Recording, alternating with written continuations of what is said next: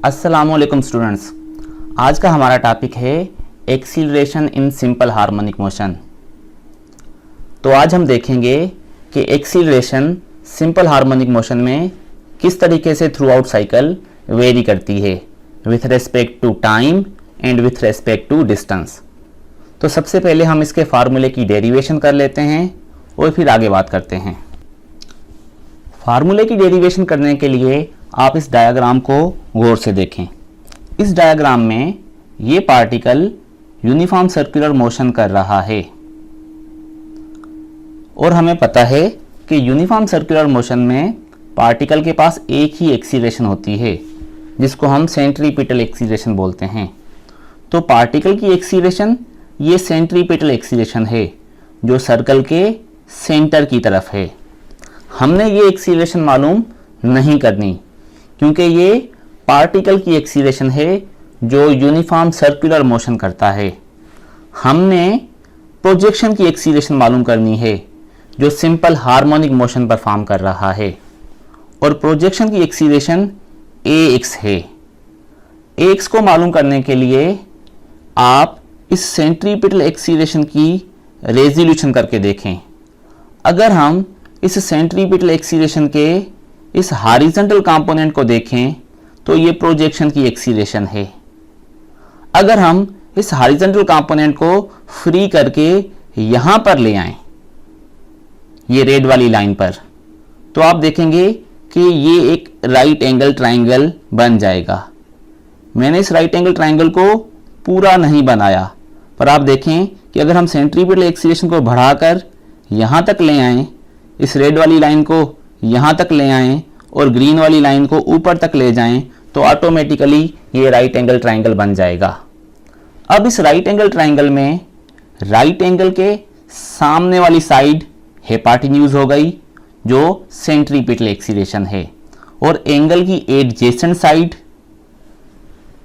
Projection की acceleration हो गई ax जो बेस वाली साइड है और हमें ये प्रोजेक्शन की एक्सीलरेशन मालूम करनी है। अगर हम यहां पर कोसाइन फंक्शन लेते हैं तो cos थीटा बराबर हो जाएगा ax, ये वाली साइड ax अपान ac, हेपाटिन्यूज वाली साइड। तो अब हम डेरिवेशन की तरफ आते हैं। अगर हम कोसाइन फंक्शन लेते हैं तो वो ax अपान ac के बराबर हो जाएगा। ax रेड वाली बेस वाली साइड और ac हेपाटिन्यूज वाली साइड। हमें सेंट्रीपिटल एक्सीलरेशन नहीं, प्रोजेक्शन की एक्सीलरेशन चाहिए ax। तो क्रॉस मल्टीप्लिकेशन करने से ax बराबर हो जाएगा ac cos थीटा के। अब हमें पता है कि सर्कुलर मोशन में centripetal acceleration r omega square के बराबर होती है। r एम्पलीट्यूड के बराबर है जिसको हम x नॉट भी बोलते हैं। तो अगर हम ac r ओमेगा स्क्वायर या x नॉट ओमेगा स्क्वायर इसकी वैल्यू यहां पर ले आएं तो ये बन जाएगा x not omega square cos theta के। यहां पर ये जो माइनस साइन है ये एक्सीलरेशन की डायरेक्शन शो कर रही है कि एक्सीलरेशन जो है वो डिस्प्लेसमेंट की ऑपोजिट डायरेक्शन में होती है। फर्दर अगर हम इस स्टेप को थोड़ा रीअरेंज कर लें और ओमेगा शुरू में ले आएं और x नॉट थोड़ा बाद में ले जाएं तो ये बन जाएगा after rearrangement ax is equal to minus omega square x not cos theta. अब आपको पता है कि जब हमने डिस्प्लेसमेंट का फार्मूला बनाया था तो x not cos theta displacement होता है। तो अगर हम x नॉट cos थीटा के बदले डिस्प्लेसमेंट पुट कर दें तो ये फार्मूला बन जाएगा ax minus omega square x। तो अब हमारे पास एक्सीलरेशन के दोनों फार्मूले मौजूद हैं, एंगल वाला फार्मूला और डिस्प्लेसमेंट वाला फार्मूला। अगर हमें डेटा एंगल की टर्म्स में है तो हम ये वाला फार्मूला यूज करेंगे, यानी acceleration is equal to minus omega square x not cos theta. और अगर हमें डिस्प्लेसमेंट की टर्म्स में डेटा मिला है तो हम ये वाला फार्मूला यूज करेंगे, यानी कि acceleration is equal to minus omega square x। यहां पर एक और बात नोट कर लें कि कभी कभी हमें बोला जाता है एग्जाम में कि प्रूव करो that motion of projection of a particle moving in uniform circular motion is simple harmonic motion. तो उसके लिए हमने ये सारी डेरिवेशन करनी है और उसके बाद क्योंकि यूनिफॉर्म सर्कुलर मोशन में ओमेगा कांस्टेंट होता है तो ये कांस्टेंट ऑफ प्रोपोर्शनलिटी जब हम रिमूव करेंगे तो ऑटोमेटिकली कांस्टेंट जब निकल आएगा तो ax is proportional to -x हो जाएगा, जो कि कंडीशन होती है सिंपल हार्मोनिक मोशन की। अभी तक हमने सिंपल हार्मोनिक मोशन के 3 वेरिएबल्स डिस्कस किए हैं, तो आइए एक मर्तबा इनको एक साथ देखें ताकि इनका ओवरव्यू भी होता रहे। तो इसमें 2 केसेस हैं, मैं आपको बार बार ये बताता हूँ क्योंकि ये मैटर करता है। अगर मोशन एक्सट्रीम पोजीशन से स्टार्ट होती है या मोशन मीन पोजीशन से स्टार्ट होती है, दोनों केसेस में फार्मूले अलग अलग बनते हैं। अगर मोशन एक्सट्रीम पोजीशन से स्टार्ट होती है इसका मतलब ये है कि हम थीटा 0 लेंगे एक्सट्रीम पोजीशन से और साइकिल को एक्सट्रीम पोजीशन से स्टार्ट करेंगे। और अगर मोशन मीन पोजीशन से स्टार्ट होती है तो इट मीन्स कि हम एंगल 0 लेंगे मीन पोजीशन पर और हम मीन पोजीशन से साइकिल को स्टार्ट करेंगे। तो अगर हम मोशन को एक्सट्रीम पोजीशन से स्टार्ट करें यानी कि एंगल 0 लें एक्सट्रीम पोजीशन पर, तो फिर डिस्प्लेसमेंट का फार्मूला बन जाएगा a cos थीटा, वेलोसिटी का फार्मूला बन जाएगा -a ओमेगा साइन थीटा। इस फार्मूले में यहाँ पर माइनस क्यों आता है ये मैं आगे जाकर आपको बताता हूँ जब हम ग्राफ की स्टडी करेंगे। और इसी तरीके से यहाँ पर एक्सीलरेशन का फार्मूला बन जाएगा -a omega square cos theta. बेटा एक बात यहाँ पर नोट कर लो, मैं ये बात पहले भी बताया था आपको कि इन फार्मूला में जहाँ जहाँ पर थीटा है थीटा ओमेगा टी के बराबर होता है, तो कहीं पर भी अगर हमें थीटा के बदले ओमेगा टी पुट करना पड़ता है तो आप पुट कर सकते हो। और फर्दर ओमेगा के बदले 2 पाई एफ या 2 पाई अपॉन कैपिटल टी भी हम पुट कर सकते हैं। So where required you have to put these values. इसी तरीके से अगर मोशन एक्सट्रीम पोजीशन से स्टार्ट नहीं होती और मीन पोजीशन से स्टार्ट होती है, मतलब कि आप एंगल 0 लेते हो मीन पोजीशन पर, तो फिर ये फार्मूले थोड़े चेंज हो जाएंगे। साइन थीटा के बदले कास और कास के बदले साइन लगेगा। देखो यहाँ पर कास है तो साइन आ जाएगा, बस यही चेंज आपने देखनी है। तो डिस्प्लेसमेंट बन जाएगा a साइन थीटा, वेलोसिटी बन जाएगी a ओमेगा कास थीटा और एक्सीलरेशन बन जाएगी -a omega square sine theta. और इसी तरीके से एंगल की वैल्यू ओमेगा टी और ओमेगा की वैल्यू 2 पाई एफ या 2 pi upon capital T put करनी पड़ सकती है। इन फार्मूलों को याद करने के लिए अगर आप लेंदी डेरिवेशन के चक्करों में नहीं पढ़ना चाहते तो ये छोटी सी एक ट्रिक भी है कि आप देखो कि इनके दरमियान में एक सीक्वेंस है। सारे फार्मूला में एम्पलीट्यूड तो है, देखो ए है ए है ए है, बस आपने ओमेगा एक इंक्रीज करते जाना है। डिस्प्लेसमेंट के फार्मूले में देखो ओमेगा पावर 0 है, ओमेगा पावर 0 1 के बराबर होता है जो मैंने नहीं लिखा। उसके बाद ओमेगा पावर 1 यानी ओमेगा, उसके बाद ओमेगा स्क्वायर और दूसरा आपने ट्रिग्नोमेट्रिक फंक्शन को अल्टरनेट करते जाना है। कास के बाद साइन, साइन के बाद कास, बस यही चक्कर है। अच्छा स्टूडेंट्स, अब हम डिस्प्लेसमेंट, वेलोसिटी और एक्सीलरेशन को ग्राफ में स्टडी करते हैं कि ये चीज़ें टाइम के हिसाब से थ्रू आउट साइकिल कैसे वेरी करती हैं। इन ग्राफ्स में हमने ये सपोज किया है कि मोशन एक्सट्रीम पोजीशन से स्टार्ट होती है। आप यहाँ से इन फार्मूलों से भी समझ सकते हो कि जब displacement a cos omega T होता है तो मोशन एक्सट्रीम पोजीशन से स्टार्ट होती है। सबसे पहले हम ये डिस्प्लेसमेंट टाइम ग्राफ को समझते हैं। हॉरिजॉन्टल लाइन पर टाइम है और इस वर्टिकल लाइन पर डिस्प्लेसमेंट है। यहाँ पर डिस्प्लेसमेंट 0 है। इस हॉरिजॉन्टल लाइन से ऊपर वाले जो पॉइंट हैं वो पॉजिटिव और नीचे वाले जो पॉइंट हैं वो नेगेटिव डिस्प्लेसमेंट वाले हैं। जब साइकिल स्टार्ट होती है यानी एंगल 0 होती है तो cos 0 = 1 होता है, जिसकी वजह से डिस्प्लेसमेंट +a के बराबर हो जाता है। तो साइकिल के स्टार्ट वक्त ही डिस्प्लेसमेंट मैक्सिमम है क्योंकि साइकिल एक्सट्रीम पोजीशन से स्टार्ट हुई है और एक्सट्रीम पोजीशन पर डिस्प्लेसमेंट मैक्सिमम ही होता है। उसके बाद जब पार्टिकल 90 डिग्री कवर करेगा तो 90 डिग्री कवर करके वो इस मीन पोजीशन पर आ जाएगा। तो cos 90 क्योंकि 0 के बराबर होता है, इस वजह से डिस्प्लेसमेंट 0 हो जाएगा। जब पार्टिकल यहाँ पर आएगा नेगेटिव एक्सट्रीम पोजीशन पर, तो एंगल कितनी कवर हो जाएगी 180, और आपको पता है cos 180 -1 के बराबर होता है, जिसकी वजह से डिस्प्लेसमेंट -a के बराबर हो जाएगा। उसके बाद जब एंगल 270 कवर होकर पार्टिकल यहाँ पर पहुँचेगा तो एक मर्तबा फिर मीन पोजीशन आ जाएगी और डिस्प्लेसमेंट 0 हो जाएगा। आप यहाँ पर 270 पुट करोगे तो cos 270 0 हो जाता है, तो x 0 हो जाएगा।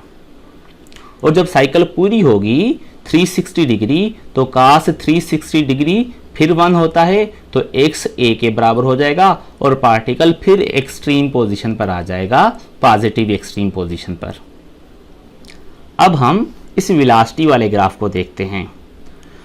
तो जैसे ही साइकिल स्टार्ट हुई तो पार्टिकल अपनी एक्सट्रीम पोजीशन पर था, और आपको पता है एक्सट्रीम पोजीशन पर वेलोसिटी 0 होती है। तो आप फार्मूले में एंगल पुट करके देखें, एंगल जब 0 होगी तो sin 0 = 0 होता है। इस वजह से पॉजिटिव एक्सट्रीम पोजीशन पर साइकिल की शुरुआत पर वेलोसिटी 0 होती है। उसके बाद आफ्टर 90 डिग्री जब पार्टिकल यहाँ पर पहुँचेगा तो sin 90 किसके बराबर होता है 1 के, तो वेलोसिटी क्या होनी चाहिए -ωa।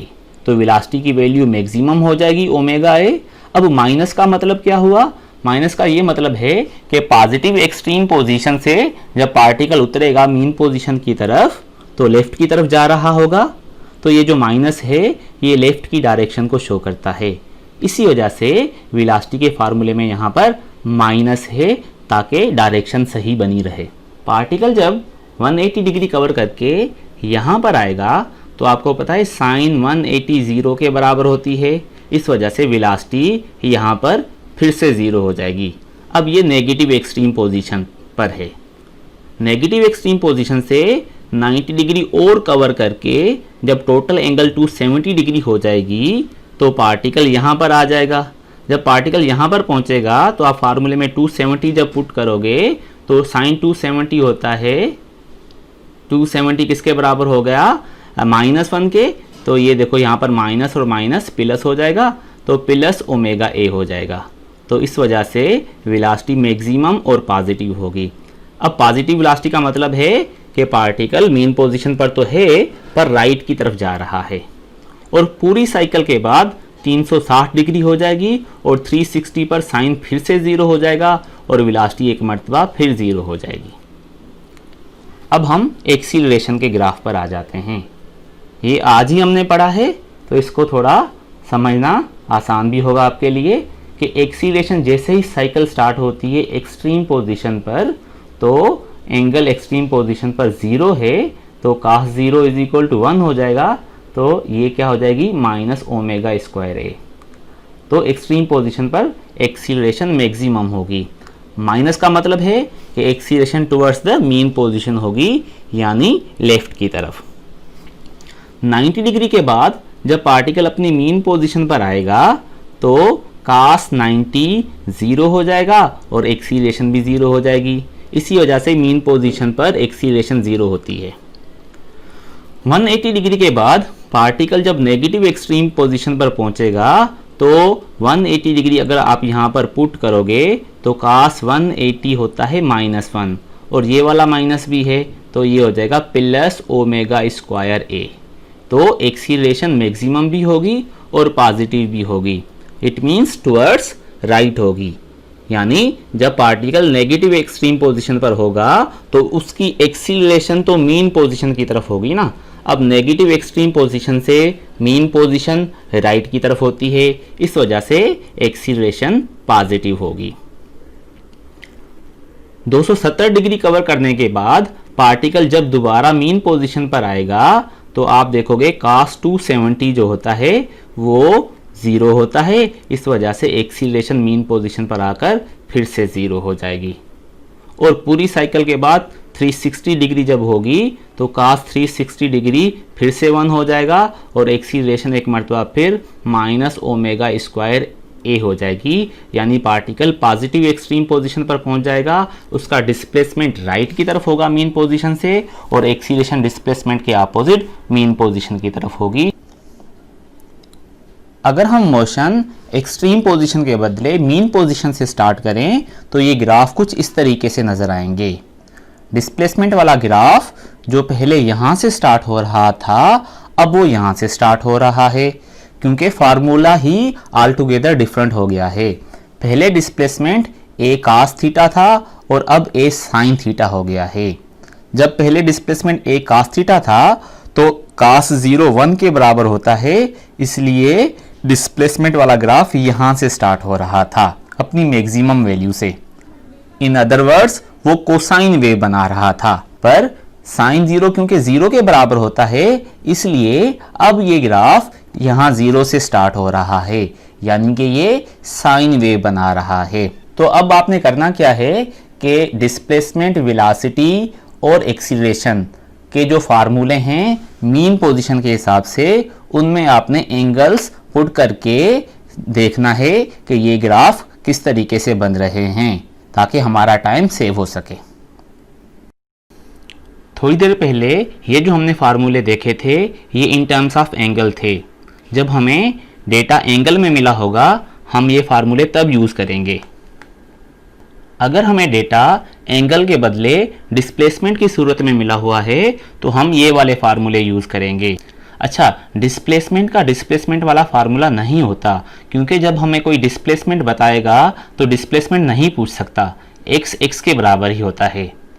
और वेलोसिटी वाला जो फार्मूला है डिस्प्लेसमेंट की टर्म्स में वो है omega under root x not square minus x square. ये हमने वेलोसिटी वाले लेक्चर में डिराइव किया था। और आज हमने acceleration in terms of displacement जो है वो सीखा था कि माइनस ओमेगा स्क्वायर एक्स के बराबर होता है। अच्छा, आगे जाकर हम देखेंगे कि ओमेगा अंडर रूट के अपान एम होती है, तो जहाँ जहाँ पर भी ओमेगा होगा हम उसके बदले यहाँ पर अंडर रूट के अपान एम भी पुट कर सकते हैं। तो अब हम इनके डिस्प्लेसमेंट वाले ग्राफ भी देख लेते हैं। तो जिस तरीके से डिस्प्लेसमेंट वाला फार्मूला नहीं होता, बिल्कुल इसी तरीके से डिस्प्लेसमेंट का डिस्प्लेसमेंट वाला ग्राफ भी नहीं होता। उसके बाद वेलोसिटी का जो डिस्प्लेसमेंट वाला ग्राफ होता है वो कुछ इस तरीके का होता है जो आप स्क्रीन में देख रहे हो। इस ग्राफ को हम ऑलरेडी प्रीवियस लेक्चर में एक्सप्लेन कर चुके हैं। उस लेक्चर का नाम था velocity in simple harmonic motion. जिन बच्चों का लेक्चर वो मिस हो गया है उसके लिए आप YouTube पर सुहेल आसिफ सर्च करोगे तो एक पूरी लिस्ट निकल आएगी और वहाँ से आप जो भी वीडियो सिलेक्ट करके देखना चाहते हो जो आपकी मिस हो गई है वो वहाँ पर आप देख सकते हो। तो फाइनली अब हम देखते हैं कि एक्सीलरेशन का graph in terms of displacement किस तरीके का होता है, क्योंकि acceleration is directly proportional to displacement होती है, जिसकी वजह से इनके दरमियान में डायरेक्ट रिलेशनशिप है। तो इनका ग्राफ स्ट्रेट लाइन बनता है। स्ट्रेट लाइन तो बनता है पर इस माइनस साइन की वजह से थोड़ा सा ऐसे करके बनता है, बजाय फर्स्ट और थर्ड क्वाड्रेंट में बनने के ये सेकंड और फोर्थ क्वाड्रेंट में बनता है। वो इसलिए कि अगर आप देखो कि एक्सीलरेशन वर्टिकल लाइन पर है और डिस्प्लेसमेंट हॉरिजॉन्टल लाइन पर, ऊपर एक्सीलरेशन पॉजिटिव और नीचे एक्सीलरेशन नेगेटिव है, राइट में डिस्प्लेसमेंट पॉजिटिव और लेफ्ट में डिस्प्लेसमेंट नेगेटिव है। जब हम इस क्वाड्रेंट में आ जाते हैं तो एक्सीलरेशन पॉजिटिव है क्योंकि ये क्वाड्रेंट इस ओरिजिन वाले पॉइंट से ऊपर है, पर क्योंकि ये लेफ्ट में आ जाता है तो displacement negative. So when acceleration is positive then displacement is negative. और अगर आप इस क्वाड्रेंट में आ जाओ तो क्योंकि ये क्वाड्रेंट इस पॉइंट से राइट में है तो displacement is positive but acceleration is negative. इस तरीके से जब एक चीज नेगेटिव है तो दूसरी पॉजिटिव है, दैट इज वाई इस फार्मूले में, इस रिलेशनशिप में ये माइनस आता है। पर क्योंकि डायरेक्ट रिलेशनशिप है तो ग्राफ स्ट्रेट लाइन बनता है। If you find this video helpful then share it with your friends. Thank you. अल्लाह हाफिज।